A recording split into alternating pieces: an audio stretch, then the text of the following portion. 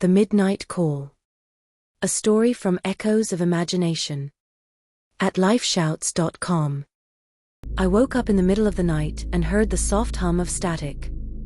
It was faint at first, barely noticeable over the sound of my own breathing.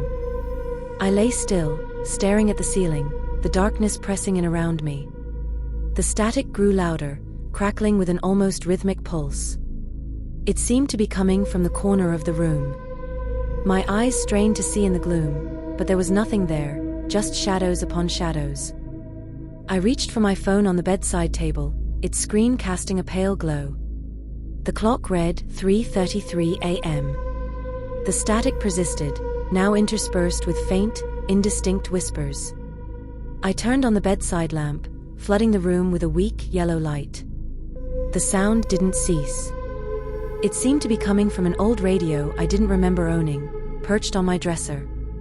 I swung my legs out of bed and walked toward the dresser, each step heavy with dread. The radio, vintage and dusty, should have been off, but its dial was turned to a frequency that only broadcasted static and whispers.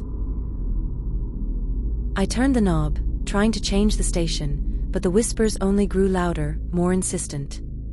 Among the static, I could now make out a voice, distant and echoing, calling my name. "Come closer," it murmured, each word dripping with a chilling familiarity. I pulled my hand away, heart pounding. The voice continued, weaving through the static, unraveling memories I thought I had long forgotten.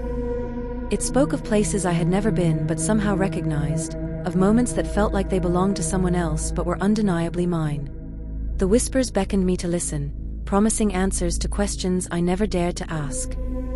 I reached for the power button, desperate to silence it, but before I could, the static stopped. Silence, thick and oppressive, filled the room. Then, the voice spoke once more, clear and cold. "We've been waiting for you."